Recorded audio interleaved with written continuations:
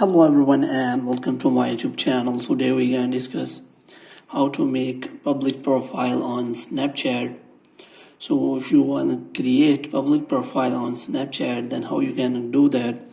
So without wasting any time, let's start the video. First of all, you have to open the Snapchat, and after that you have to click on here Bitmoji profile, and here you have to click on settings, and if you scroll down, then here you can easily find in Bitmoji profile section.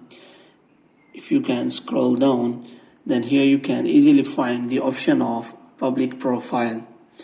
So here you have to click on create public profile, and here you can see some benefits of the public profile, which means you can simply show your name on your Spotlight or Snap Map, and also anyone who views your snaps, your lenses, will be able to subscribe your account.